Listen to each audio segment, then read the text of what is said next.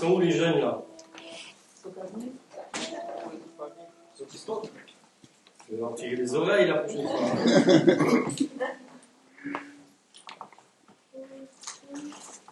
Il était prévu que l'on fasse une vidéo ce matin de mon séjour en Afrique. Mais voilà, la vidéo n'est pas là. Et ça ne m'étonne pas, c'est l'Afrique. Hein. Eux, ils ont le temps, et nous on a l'heure. Donc ça va venir, je ne m'inquiète pas. Mais aujourd'hui, bon, alors je vais vous encourager ce matin vraiment à prendre la position, à prendre votre position dans le Seigneur. Et je vais peut-être un peu éclairer sur certaines choses. L'évangile est une puissance de Dieu. L'évangile est une puissance de Dieu pour le salut de celui qui croit. Amen. Si l'évangile est une puissance de Dieu, l'Église est puissante. Exactement. Puisque l'Église, elle est née à travers l'évangile de Jésus-Christ. À travers Jésus-Christ, il est lui-même l'évangile, la parole incarnée. Donc l'Église doit être puissante, mes amis. La puissance de Dieu doit se manifester dans ta vie et dans l'Église. Mais dans ta vie, à l'extérieur de l'Église, parce que tu fais partie de l'Église qui est puissante. C'est tout simple, n'est-ce pas? Alors, si tu as reçu un jour Jésus-Christ, tu as reçu la vie, tu as reçu l'Esprit de Dieu, et alors tu es devenu un enfant de Dieu et un témoin. J'aimerais juste qu'on affiche un passage, c'est Jean 3, 35 à 36. Si c'est possible, Jean 3, 35, 36. Je peux le lire. Le Père aime le Fils et il a remis toutes choses entre ses mains. Celui qui croit au Fils a la vie éternelle. Celui qui ne croit pas au Fils ne verra pas la vie, mais la colère de Dieu demeure sur lui. Ça, c'est un passage que j'aime bien annoncer parce que souvent les gens ils disent bon, bah, on a accepté Jésus-Christ, tout va bien, c'est bien, ok.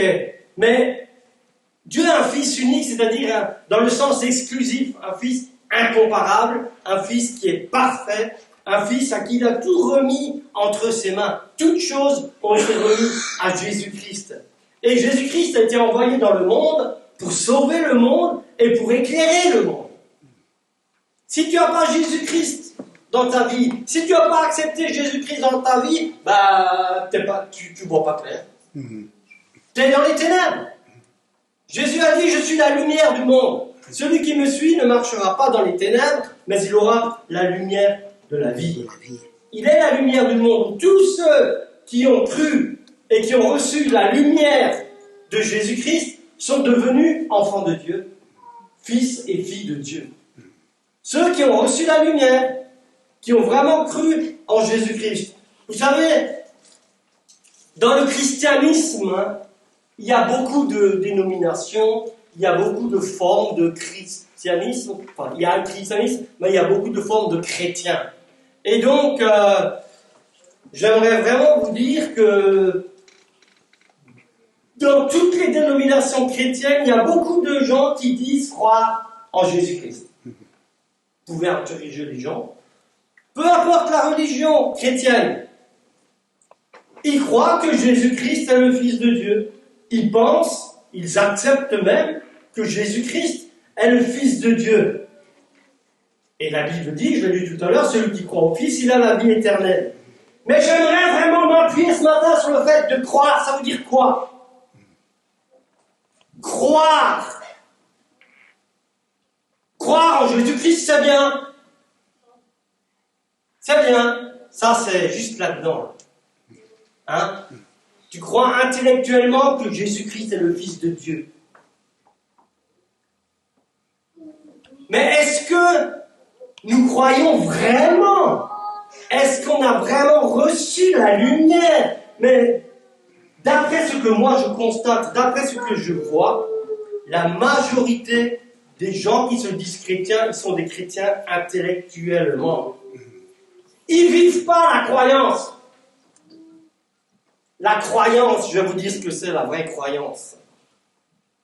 Il y a même des gens chrétiens qui se disent chrétiens et puis qui vivent comme les païens. Dans le mensonge, dans l'adultère, dans le vol, dans la haine, dans le non-pardon, etc., etc. Écoutez, mes amis, croire en Jésus-Christ, c'est se confier totalement en lui. Amen. C'est donner ta vie totalement à Jésus-Christ, afin que c'est lui qui la contrôle. Est-ce que c'est ton cas? Amen. Que Jésus-Christ contrôle ta vie. Tu lui donnes tout. Tu lui fais pleinement confiance dans ce qu'il a dit, dans ce qu'il a fait, dans ce qu'il va faire et dans ce qu'il est. Ça, c'est croire. Donc, à ce moment-là, tu te soumets à Jésus-Christ, qui est Dieu. Tu te soumets à ce qu'il dit. Tu es convaincu. Tu es convaincu que ce qu'il dit est la vérité. Et alors tu te plies à cela. Et tu marches dans la vérité. Tu obéis à ses commandements. L'obéissance vaut mieux que tous les sacrifices. Amen. Amen. Tu peux aller à Lourdes, tu peux aller allumer 36 000 cierges et tout ce que tu veux, si tu n'obéis pas à la parole de Jésus-Christ. C'est foutu pour toi. Alors Dieu a tout prévu parce qu'il nous aime, n'est-ce pas? Amen. Alors il nous a envoyé l'Esprit, son Esprit, le Consolateur, celui qui nous conduit dans toute la vérité. C'est le Saint-Esprit. C'est pourquoi il est important de recevoir le Saint-Esprit pour pouvoir suivre les commandements de Dieu, les directives de Dieu, pour lui obéir. Donc, qu'est-ce qui se passe? Pour recevoir le Saint-Esprit, il faut d'abord se reconnaître pécheur. Il faut que tu crois que tu es un pécheur et que tu as besoin d'être sauvé. C'est pas la religion qui te sauve, c'est pas l'église X, Y, Z et même pas l'église évangélique qui sauve. Amen. Je veux dire, je le redis, c'est Jésus-Christ qui sauve. Amen. Amen. Donc il faut accepter, suivre Jésus-Christ, te repentir, se reconnaître pécheur et tu te repens de tes péchés. Ça veut dire que tu changes de direction de vie, tu acceptes de suivre la direction de vivre comme Dieu veut que tu vives. Selon la parole de Jésus-Christ. Le péché, c'est la désobéissance à Dieu. Mais quand tu te convertis réellement à Jésus-Christ, tu as envie d'obéir à Dieu. Alors c'est vrai que c'est pas toujours facile, ok? Mais par la grâce de Dieu, par son amour et par la puissance du Saint-Esprit, on y arrive. Amen. Dieu ne te demande pas des choses impossibles à faire. Quand Dieu il te demande de faire quelque chose, il a déjà prévu que tu peux le faire. Amen. Amen. Amen. Quand Dieu dit aimez-vous les uns les autres, ben, on peut s'aimer les uns les autres. Tout à l'heure, on a prié ensemble, on s'est tenu la main. Et là, on peut faire ça parce qu'on y croit, parce que l'amour de Dieu est en nous, et on le fait parce que vraiment, vous tous qui vous êtes avancés là tout à l'heure, hein, vous l'avez fait par conviction, par la foi. Vous avez juste chanté comme ça parce qu'il fallait. Je pose une question. Non. Moi, je suis allé devant parce qu'à fond, j'avais envie de tenir la main à quelqu'un, de prier avec le pasteur et tout. Ouais, on est la même famille. Amen. La famille sauvée. Amen. Mais si tu ne crois pas vraiment en Jésus-Christ, si tu n'obéis pas à la parole de Dieu, tu ne peux pas vivre ça. C'est pour ça, la puissance de Dieu, elle ne peut pas se manifester dans ce monde à travers tous les chrétiens, parce qu'ils ne font pas ce que Dieu veut qu'ils fassent. Dieu ne peut pas faire quelque chose si tu n'es pas complètement en accord avec lui, en communion avec lui, Amen. en vie avec lui, Amen. que tu vis sa vie à lui, alors tu es puissant. Partout où tu vas, il y a la puissance de Dieu qui est avec toi. Moi, quand j'étais en Afrique, il y avait la puissance de Dieu. Sur des milliers de gens que je ne connais pas, j'ai vu l'action de Dieu, parce que l'évangile est une puissance de Dieu. Amen. Et c'est pas moi qui suis puissant, je le suis dans le sens que j'ai la foi, mais c'est la puissance de Dieu qui se manifeste. Et si tu crois vraiment dans cela, alors Dieu il peut t'utiliser. Et le monde il irait beaucoup mieux. Parce que si le monde il va mal, c'est parce qu'il n'y a pas assez de gens, de chrétiens comme moi, comme vous, comme nous, qui proclament l'évangile qui est la puissance qui libère, qui sauve, qui guérit. Amen. Donc voilà le but. C'est que vous croyez vraiment, vraiment, vraiment, que vous acceptez entièrement la parole de Dieu sans discuter. Sans discuter. Comme un enfant. Il y a des gens, ils lisent la Bible et puis cherchent les complications, là, ils se masturbent l'esprit, là, voyez. Et pourquoi ceci, et pourquoi cela? Dieu ne te demande pas de comprendre, il te demande de croire. Amen, amen. Amen. On ne peut pas comprendre Dieu, il est l'ordinateur des ordinateurs, tu ne peux pas capter. Amen. Il est Dieu, d'ailleurs, il a dit, mes pensées ne sont pas vos pensées. Elles sont éloignées, autant la terre est éloignée des cieux, autant vos pensées sont éloignées de mes pensées. Voilà. Cherche pas à comprendre. Cherche pas à réfléchir sur la parole de Dieu, tu la prends telle qu'elle est. Comme un enfant. Comme un enfant. Moi, le jour où j'ai lu la Bible la première fois, je ne me suis pas posé de question. Il a dit, on impose des mains aux malades et ils sont guéris. Je suis allé, j'ai trouvé un malade, j'ai imposé des mains, au nom de Jésus, il a été guéri, point. À la ligne, c'est tout. C'est la vérité. Après, j'ai dit, tu as dit que moi et ma famille, nous serons sauvés. Je dis, le frère, là, c'était qui, Corneille? Il a dit ça. Non, le geôlier, il a dit ça, moi je le dis aussi, moi et ma famille, nous serons sauvés. On est été dans la voiture, et tout le temps du voyage de Cannes à Mulhouse, on louait Dieu, on disait, ma famille est sauvée, ma famille est sauvée, ma famille est sauvée. On est arrivé là-bas, à Mulhouse, là, exact, on a parlé aux beaux-frères, aux belles-sœurs, à la belle-mère, tout le monde. Ils ont tous donné leur vie à Jésus. Amen, amen, amen, amen. Voilà. C'est la parole de Dieu. Est-ce que tu crois vraiment la parole de Dieu? Moi, je crois que beaucoup réfléchissent, se disent, ils ont des doutes. Des doutes. Et ils n'osent pas mettre en pratique la parole de Dieu. Beaucoup de chrétiens, des gens qui se disent chrétiens, ils ne croient pas. Ils ne croient pas à la parole. Tu dis t'es chrétien et tu ne crois pas à la parole de Jésus-Christ.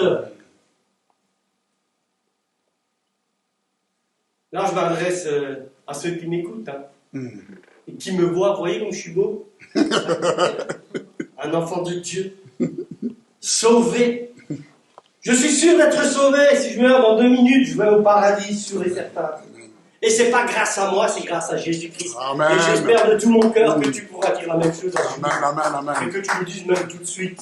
Si tu acceptes Jésus-Christ, si tu pleures sur tes péchés, tu te repens, tu reconnais que vraiment tu es pécheur, alors tu es sauvé. C'est pas plus compliqué que ça.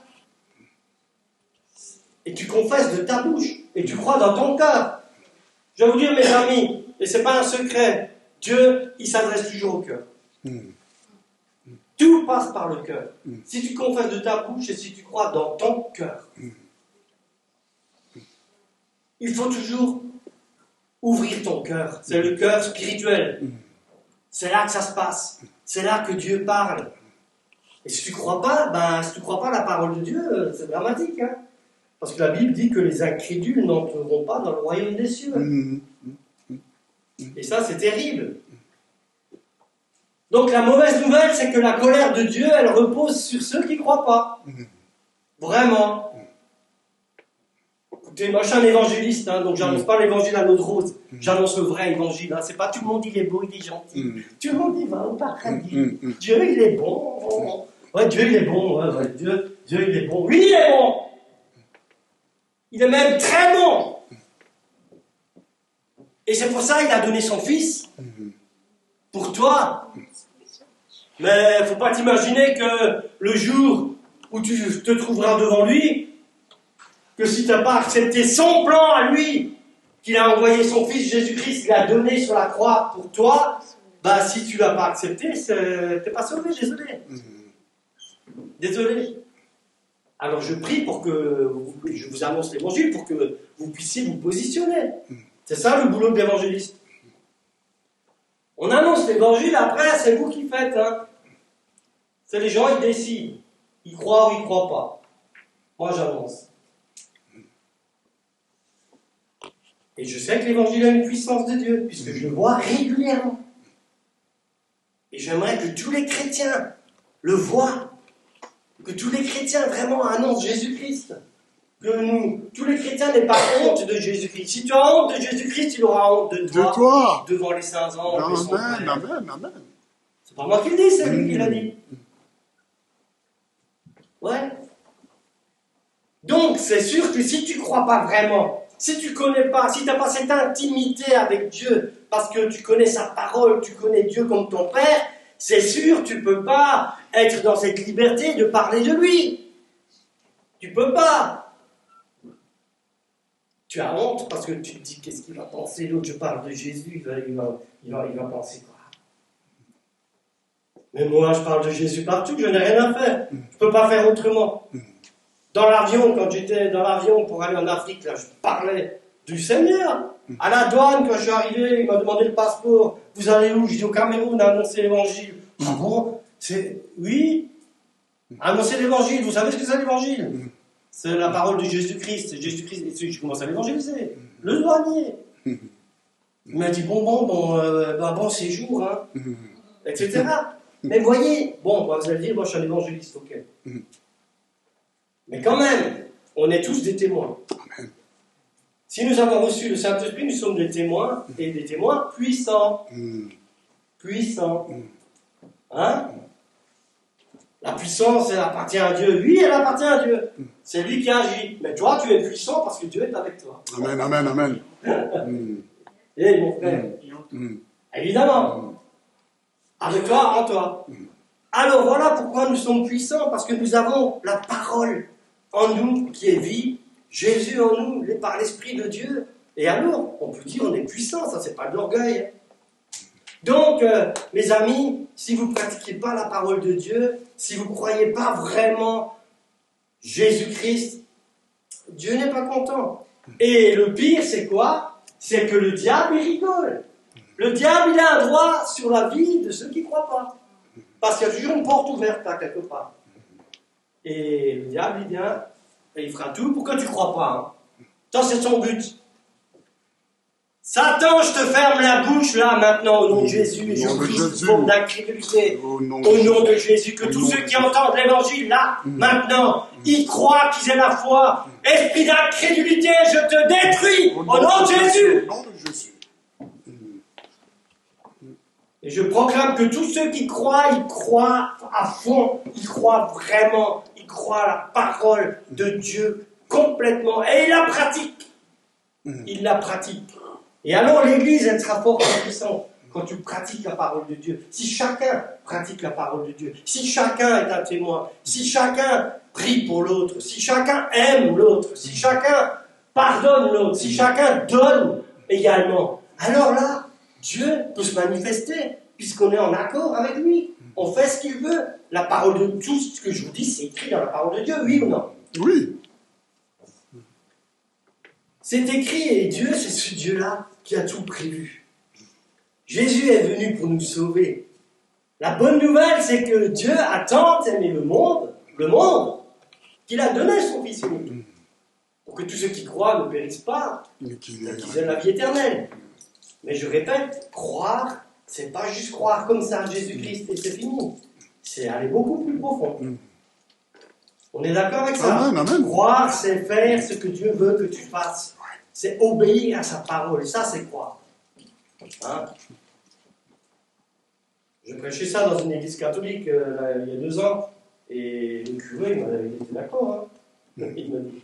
Hein? Il était d'accord, le curé. Il faut prêcher la vérité. Si nous croyons vraiment la parole de Dieu, nous devons la prêcher, nous devons la partager, la proclamer.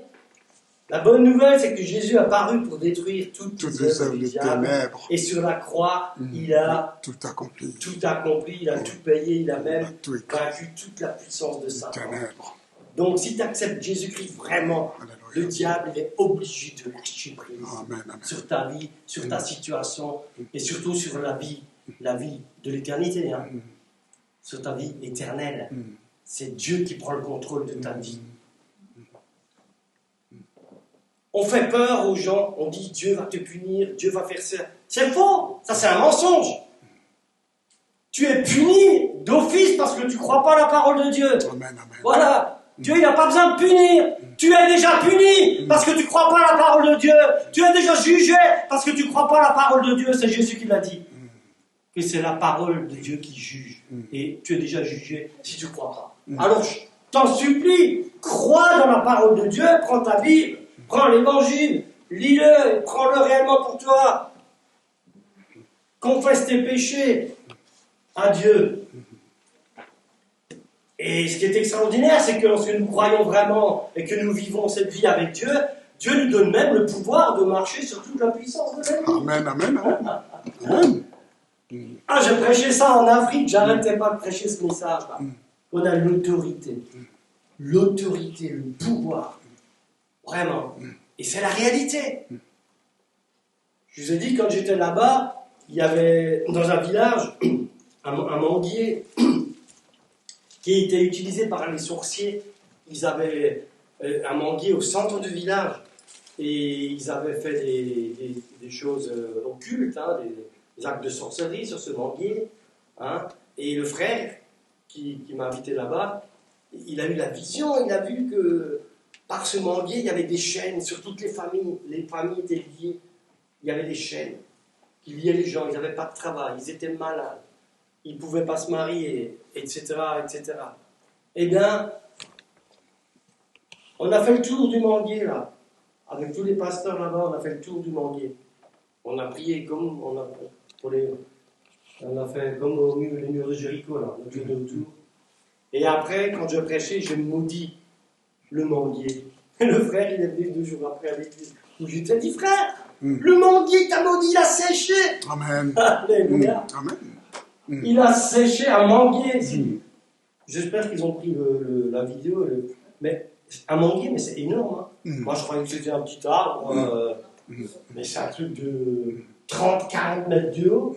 Et 6 mètres de diamètre. Hein. Incroyable. Ce gros truc-là, juste en disant au nom de Jésus, il a séché. Oh Seigneur, tu es grand. Je l'ai fait parce que j'ai cru. Hein. Je l'ai maudit pour que les chaînes soient brisées, mais jamais j'aurais pensé qu'il sèche. Franchement. Alors ça me rappelle la parole du figuier avec Jésus. Hein. Exactement. Il ne portait pas de fruits, il a séché. Ah Seigneur, qu'est-ce que tu es bon. Qu'est-ce que tu es grand. Qu'est-ce que tu es encourageant pour nous qui croyons en toi, Seigneur. Alléluia, Jésus a tout dans ses mains. Amen. Il a toute la puissance, tout lui appartient. Et alors tu t'imagines s'il est avec toi, tu n'as rien à craindre, ça a été dit ce matin, ça a été redit, ça a été chanté. Hein? Jésus, quand tu acceptes vraiment Jésus-Christ, tout est accompli, il a tout accompli sur la croix. Et vous savez, il y a une parole qui dit, il n'y a plus aucune condamnation pour ceux qui sont dans Jésus-Christ. Mais ça veut dire quoi? Ceux qui sont en Jésus-Christ. Pas ceux qui croient, ceux qui sont en lui. En lui. Ceux qui sont ancrés en Jésus-Christ. Ancrés profondément dans sa parole. Ancrés, qui croient vraiment. Hein, qui vivent la parole de Jésus. Pour cela, il n'y a plus de condamnation. Je précise, hein. Plus de condamnation pour ceux qui sont en Jésus-Christ, qui vivent en lui, avec lui, par lui. Moi, je veux que l'Église elle soit forte, audacieuse, puissante. Ah, ça c'est ma vision. C'est pour ça, moi, quand je vis dans cette Église, j'ai vu la vision de l'Église. Comme il a rappelé, la mission, la foi. Tu es dans cette Église, alors tu vas vivre ça, là. Amen. Tu vas aller où? Remarquez là. Hein? La foi, la mission, c'est annoncer l'évangile. La foi et l'unité. Exactement. L'unité. L'unité, mes amis, comme ce matin-là, il y avait l'unité. On Amen. était ensemble, ça c'est l'unité. Amen. Quand c'est comme ça, je vous garantis, le diable, il tremble. Amen. Il tremble. Et il fera tout pour que tu critiques. Hein? T'as vu comment il était habillé? T'as vu ce qu'il a dit? Hein? Moi, je suis pas d'accord. Hein? Eh, tiens, il rigole. Vas-y, mon coco, continue. Critique, critique. Et il amène la division. Et quand il y a la division, Dieu ne peut rien faire. Et c'est le diable qui peut faire. Je dis la vérité. Vous devez fuir toutes les critiques, toutes les choses là, critiques, amertume, etc. Si l'autre il a fait quelque chose qui ne te convient pas, c'est pas ton problème. C'est le problème de Dieu. Et Dieu il va s'en occuper à travers le pasteur. Pas à travers l'évangéliste, parce que moi je frappe. L'évangéliste il frappe dans le monde. C'est la parole que j'ai eue il y a 25 ans en arrière. Que je suis destiné à frapper dans le monde, pas pour faire du mal, frapper pour annoncer fortement, avec puissance, avec autorité, l'évangile. Je frappe. Et après le pasteur, il chuchote. Il console. Hein? Hein? Il faudrait un enseignement sur les ministères. Hein? Et mon frère, tu vas faire ça, toi? Oui. Un enseignement sur les ministères. Que chacun sache ce que c'est le ministère d'évangéliste, d'apôtre, de prophète, de pasteur. Hein? Le pasteur, c'est un berger. Ouais, Mario, il aime, il vous aime, vraiment. Et en plus, il m'aime moi. Alléluia. Et aussi, mon frère, apôtre, c'est un apôtre. Alléluia. Moi, je le dis, hein, mon frère est un apôtre. Donc, Jésus nous a libérés du pouvoir du péché, parce que le péché, il y a un pouvoir sur ta vie. Si tu vis dans le péché, si tu gardes un péché, la secrète, il a un pouvoir sur toi, il te lie. Il te lie. Mais Jésus, il a porté tous tes péchés, il t'a libéré en les portant lui-même sur la croix. Et c'est par son sang qui a coulé que tu es purifié et lavé. À l'époque, il fallait sacrifier les animaux. Ben, Jésus-Christ, il s'est sacrifié une fois pour toutes. Il fallait faire ça tous les ans. Hein. Maintenant, il l'a fait pour l'éternité. Son sang a été donné une fois pour toutes. Les péchés ont été lavés une fois pour toutes. Ce péché qui mène à l'esclavage, à la perdition. Alors, je ne vais pas faire trop longtemps ce matin. Parce que j'avais prévu la vidéo, qui prend au moins 30 minutes. Ah, mais je pourrais vous raconter des choses de l'Afrique, si vous voulez, mais bon, j'aimerais bien que ce soit avec la vidéo, c'est mieux, comme ça vous voyez vraiment la réalité. Hein? Mais c'est pour vous dire, est-ce que vous avez saisi ce que je dis là? Amen. Ce matin? Amen. Hein? Si vous connaissez des gens qui sont... Donc souvent on parle à des gens, ils disent oui, je suis chrétien. Ah ouais? Donc tu es un petit Christ. Vous pouvez expliquer aux gens hein, que chrétien, ben, c'est pas parce que tu es baptisé bébé, là, que tu es chrétien. Hein? Chrétien, c'est un petit Christ. Il fait ce que Christ il fait. Il vit comme Christ. C'est la copie conforme normalement. Hein? Alors lui, il était parfait, nous, on n'est pas parfait. Mais ce qu'il a fait, nous le faisons. Il a transmis. Il a transmis le reste du travail à nous, aux disciples. Donc on a du boulot, mes amis. On a du travail là, il furent et partout. L'évangélisation.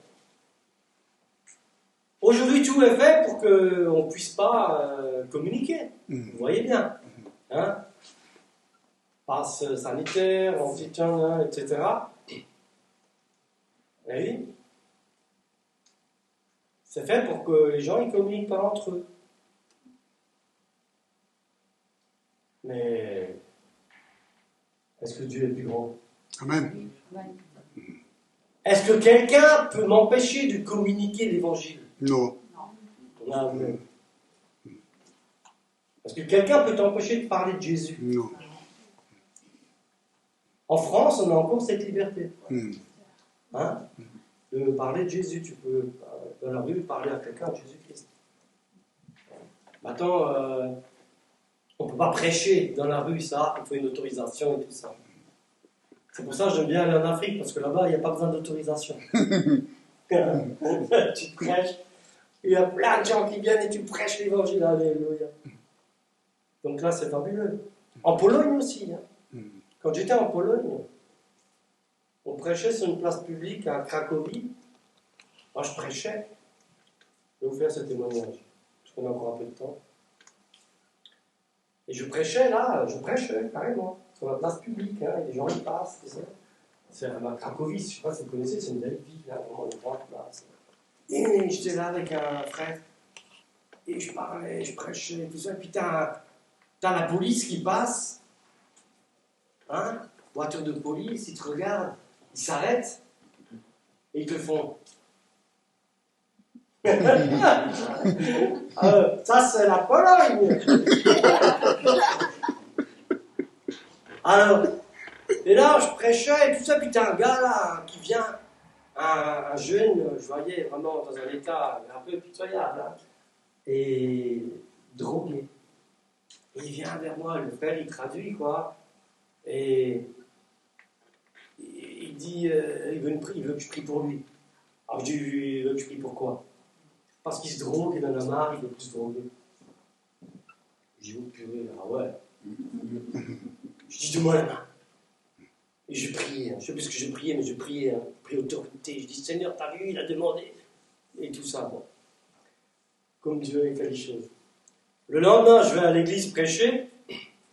Hein, et avant que je donne le message, il y a une femme qui se lève, elle dit, je veux donner un témoignage.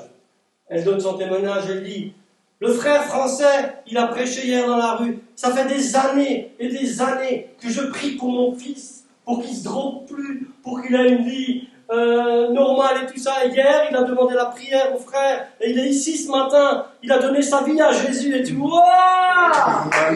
Oh, mais ça, rien que tout ça, le voyage en Pologne, il me suffit. Vous voyez? Comme quoi, Dieu, il sait tout. Hein. Il sait à quel endroit t'es, à quel moment qui va passer par là. Pour qui tu vas prier, parce qu'il te connaît. Moi, il me connaît, il sait que je prie. Dès que je peux prier, je prie.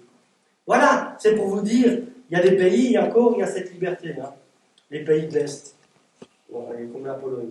Mais la France, désolé, Seigneur, pourquoi je suis né en France? Ah oui, je vais peut-être bientôt prêcher dans les villes, à fond la caisse. À ma vieillesse, avant de mourir, j'amènerai des milliers et des milliers de gens au Seigneur, au nom de Jésus. Amen. Alléluia. Donc, mes amis, l'appel, c'est devenir un enfant de Dieu. Croyez vraiment en Jésus-Christ. Repentez-vous, recevez le Saint-Esprit, et alors vous aurez la garantie d'avoir la vie éternelle. Hein? La vie éternelle. Quand on pose la question à un religieux, est-ce que tu es sûr d'être sauvé? J'espère. Ils disent tous, j'espère. J'espère. Donc, tu n'es pas sauvé. C'est tout. Mais c'est bien d'espérer, parce que c'est pour ça que tu m'as rencontré. Parce que tu espères. Mais aujourd'hui, c'est la fin de l'espérance. Tu reçois le salut. Amen. Amen. Alors, mes amis, vraiment, je suis content d'être au milieu de vous. Je vous le dis. Moi, je suis content. Et je suis heureux, c'est le vrai mot, d'être ici. Et je voulais vous le dire aussi ce matin, parce que je sais que je suis à l'endroit où Dieu veut que je sois, que je suis avec les bonnes personnes, les bons ministères, les gens vraiment qui aiment Dieu, vraiment, réellement, sincèrement. Hein? Et il n'y a pas d'hypocrisie. Hein? Il n'y a pas d'hypocrisie entre pasteur Daniel, pasteur Mario et moi. Je vous le dis, c'est la vérité. Quand on dit qu'on s'aime, on s'aime vraiment. Ouais. Et moi, quand je suis à la maison, quand je pense à eux, je prie pour eux. Je suis sûr qu'eux, ils font pareil. Et voilà. Et si une fois, il y a un truc, peut-être ça me chagrine, qu'il y a un truc qui ne me correspond pas, et alors, je ne vais pas le condamner. Je le bénis et on va en parler peut-être. Hein? Faut que je te parle sur un truc là. Amen. Moi j'aime mes frères et je sais qu'ils m'aiment. Et nous tous, levez-vous. Levez-vous s'il vous plaît. On prie ensemble. On prie ensemble que ici, dans ce lieu, ce qui règne et ce qui domine, c'est l'amour de Jésus-Christ. C'est l'amour de Jésus-Christ qui va faire que les gens, quand ils rentrent ici, ils vont être touchés, comme le dit la parole de Dieu, c'est à travers l'amour que nous avons les uns envers les autres que le monde croira. Mais pour que le monde y croie, il faut qu'il soit là. Ou alors il faut qu'on soit dehors, ensemble, en train de faire des choses. Alors ils voient l'amour des chrétiens, ce que c'est, et ça va les toucher, et on va pouvoir leur parler, ils vont donner leur vie à Jésus-Christ. Hein? Donc je prie, Seigneur, que vraiment, ici, chacun,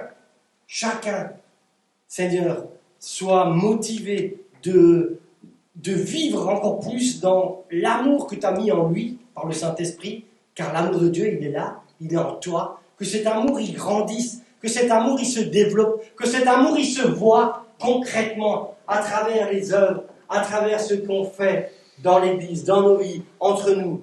Et vraiment, Seigneur, tu nous préserves, tu nous gardes de tout ce qui est faux, de tout ce qui est du mensonge, du malin, Seigneur.